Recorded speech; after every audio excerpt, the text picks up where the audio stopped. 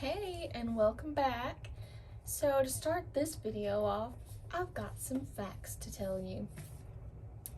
There's 24 total, so bear with me. The first one is, the average heart is the size of a fist of an adult. The second one is, your heart will beat about 115,000 times a day.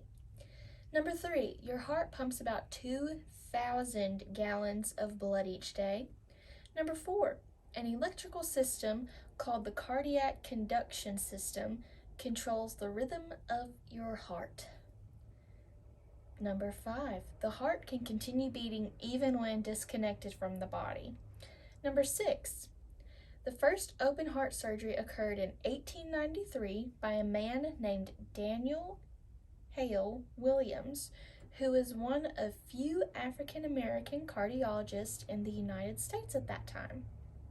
Number 7, the first implanted pacemaker was used in 1958. Arne Larson, hopefully I'm not mispronouncing his name, who received the pacemaker lived longer than the surgeon who implanted it. Larson died at 86 from other causes. Number 8, the youngest patient to receive heart surgery was only a minute old. She had a heart defect that many babies don't survive. It was successful, but she will need a transplant. Number 9, the first case of heart disease was identified in the remains of a 3,500-year-old mummy. Number 10, the fairy fly, which is a kind of wasp, has the smallest heart of any living creature. Number 11, the American pygmy is the smallest mammal but has the fastest heartbeat of 1,200 beats per minute. Number 12, whales have the largest heart of any mammal, which is not a surprise. Number 13, the giraffe has a lopsided heart, with their left ventricle being thicker than their right. This is because the left side has to get blood up to the neck of the brain. Number 14, most heart attacks happen on a Monday. Number 15, Christmas is the most common day of the year for heart attacks to happen. Number 16, the human heart weighs less than a pound. However, a man's heart weighs 2 ounces more than a woman's. Number 17, a woman's heart beats slightly faster than a man's. Number 18, the beating sound your heart makes is caused by the opening and closing of your valves. Number 19, it is possible to have a broken heart. It is called broken heart syndrome and can have similar symptoms of a heart attack. The difference is that a heart attack is a form of heart disease and BHS is caused by a rush of hormones from an emotional or physical stressful event.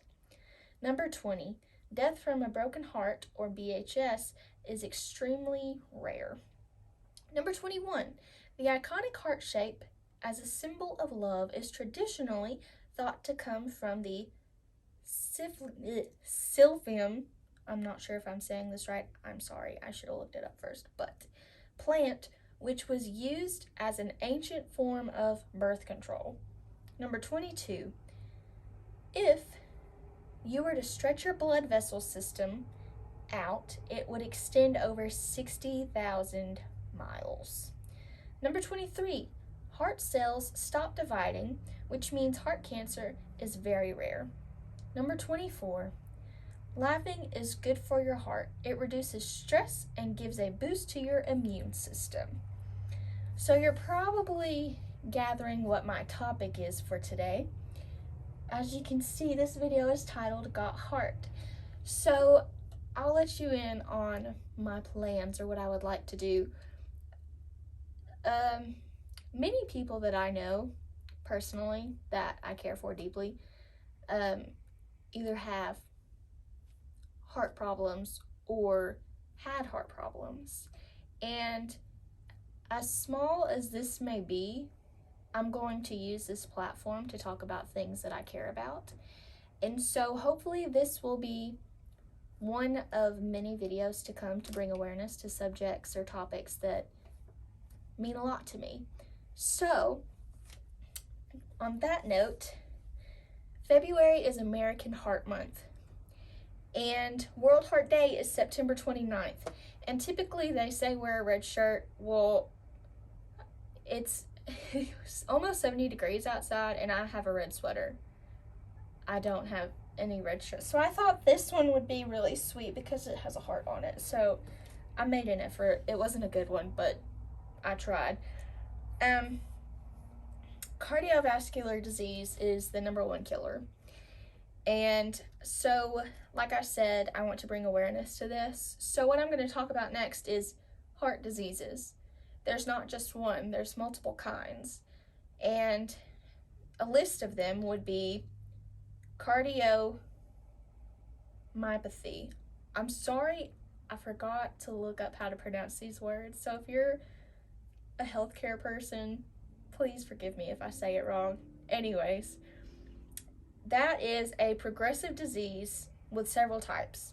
They are diseases that damage the heart muscle and cause it to enlarge. The more damage that occurs, the weaker and less able to pump the heart becomes. The second one I have is a heart attack. A heart attack itself. During a heart attack, blood flow to part of the heart is completely blocked. The lack of oxygen-rich blood damages the heart muscle. Heart valve disease is next. These are infections, connective tissue diseases, and some medications can damage the valves that keep blood flowing in the right direction through the heart. Right direction through your heart. When blood flows backwards, the heart has to work harder to push it out. Thyroid disease would be the thyroid gland that produces hormones that regulate the body's metabolism. Both overproduction and underproduction of these hormones can affect your heart rate, blood pressure, and the size of your heart. Arrhythmia is if you have an irregular heart rhythm, instead of beating at a familiar pattern, the heart flutters or beats too slowly or too quickly. An irregular heart rhythm can cause blood to back up into the heart and can cause damage to the heart muscle. So, one of the things that we just talked about is heart attacks. And some of you may have had a heart attack before, so you kind of know what I'm fixing to say. And some of you may have never had a heart attack. But some symptoms that can tell you if you're having one or not would be chest pain.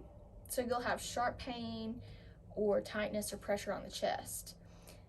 You'll have pain in one or both arms, cold sweat, shortness of breath, nausea, lightheadedness. There are 3 types of heart attacks.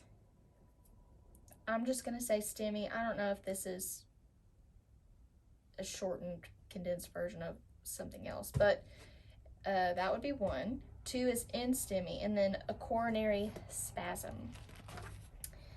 So, cardiomegaly is an enlarged heart. You are more likely to get this if you are at the risk of heart diseases. So, the following conditions can increase your risk: high blood pressure, obesity, a sedentary lifestyle, a parent or sibling with an enlarged heart, a past heart attack, metabolic disorders like thyroid disease, heavy drug use or alcohol use, and valvular heart disease. So some of the following tests can help your doctor find the cause of enlargement. An echo or an echocardiogram that uses sound waves to look at problems. An electrocardiogram or EKG or ECG monitors electrical activity. Blood test can check for substances. A stress test, which involves walking on a treadmill or pedaling on a bike while being monitored. A CT scan to x-ray your heart, or an MRI scan to use strong magnets and radio waves to produce pictures. So if you have an enlarged heart, how is that treated? High blood pressure would be treated with ACE inhibitors, ARBs, or beta blockers. An irregular heart rate would be treated with anti-arrhythmic drugs, a pacemaker, or an ICD. Heart valve problems would require surgery to fix or replace the damaged valve. Narrowed coronary arteries or heart would be fixed with heart angioplasty, a stent, heart bypass, or nitrates. Heart failure would be worked on. It would need diuretics, beta blockers, inotropes, angiotensin receptor inhibitors, a small minority of people, or a LUAD or LUAD. Things that you can do to protect yourself from having any of these issues. And this is the part I really want you to listen to, okay? I mean, I'm guilty in some places. I try to do good, but, you know, we all have our flaws, so just, you know, bear with me. But exercise is good for a lot of things. If you smoke, stop. Manage your weight. If you're overweight, work with your doctor to find a sustainable weight loss plan. Limit certain foods like salt. Cut it out, or cut it in half at least. Limit salt, cholesterol, and saturated trans fats in your diet. Avoid certain substances. Limit your intake of alcohol, caffeine, and avoid illegal drugs altogether. And relax. Take it easy. Go to the spa. Go sit and read a book. Go to the beach. Go to your happy place. Breathe in, breathe out. It's all good. Just about all this information I gathered from healthline.com. So if you have any other questions, you can probably go read that. But I just wanted to talk about this, and I want to push it really hard because, like I said, I've had lots of people close to me that have been personally affected with heart problems. My granddaddy was one. The man had 4 heart attacks. I'm not even kidding. And, you know, for the longest, I thought he was indestructible. But, you know, that all of that catches up to you. I mean, he had a whole lot of other health problems, don't get me wrong. But I just want everyone to live as long as they possibly can. And I want them to be healthy, and I want them to, you know, thrive. I don't want them to have any issues that be, you know, what causes them to die. So if you're watching this and you've made it this far, thanks. I will hope to see you soon with another topic. So bye.